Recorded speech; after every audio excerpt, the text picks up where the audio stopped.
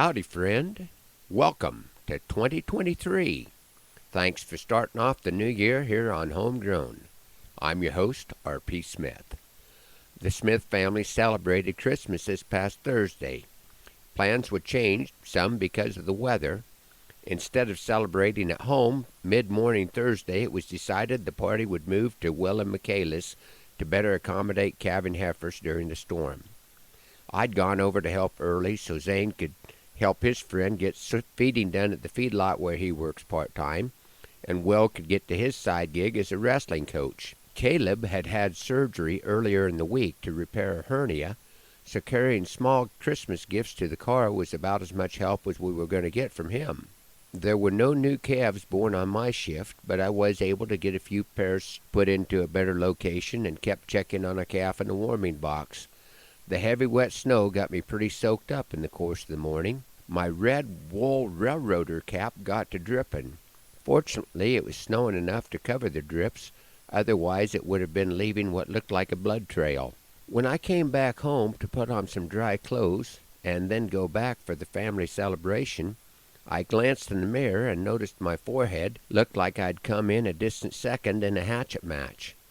Fortunately, I was able to get it sanded off so that it didn't show up for the surprise family photo shoot the kids arranged for Beth and I's Christmas gift. It takes a rare set of circumstances that would have me standing outside in the snow without a coat or a hat on, but there will be photographic evidence that it happened once. We were blessed to have my mom and both of Beth's parents be part of our celebration. The Bible tells us to number our days, and also speaks of the blessing of knowing our children's children's children.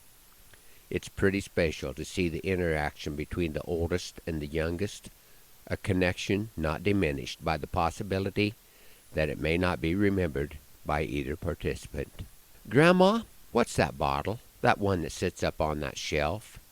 Does it have a magic genie? Can it bring you lots of wealth? Dear, that's Grandma's bottle of memories that your grandpa gave to me. And yes, it has some magic. It came from your grandpa, don't you see? I think it held vaccine before he found it way back then. It had been thrown in the fire. He picked it up from the ashes, thinking a smile he might win. He found some dried daisy fleabine. It had been awfully dry that fall, and he arranged those tiny flowers in the bottle with the ashes, dust, and all. He didn't know if I would like it, or if it would be thrown away. But I liked it, and I set it on that shelf that very day. Now that bottle holds the memories of a house just half this size that was soon full of children who would grow up faster than we could realize. It also holds some questions of what went with all those years, along with the memories of the heat and the cold and the good times and the tears. The Lord did bless us, child. Please don't get me wrong. Even when you've been around as long as me, life don't seem very long. Yes, that bottle holds the memories, both the bitter and the sweet. Unless you keep it full for me, it will be empty when my life is complete. I'll keep it full for you, Grandma. You just watch and see. But does it have to hold the same memories for you as it does for me? Dear, when I have gone to heaven, I will leave that bottle on the shelf. You can have my tiny bottle that will bring no real wealth. Until then, I'd like to keep it because it's kind of special, you see. It's the bottle where I keep the memories that your grandpa gave to me.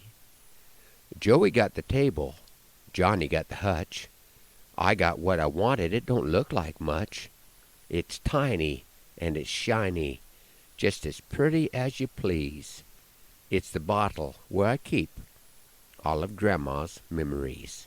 Thanks for riding along on Homegrown this morning.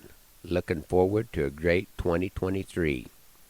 Hoping the Lord blesses you real good today, that He is raining on your place, and that our happy trails cross again soon. I'm R.P. Smith.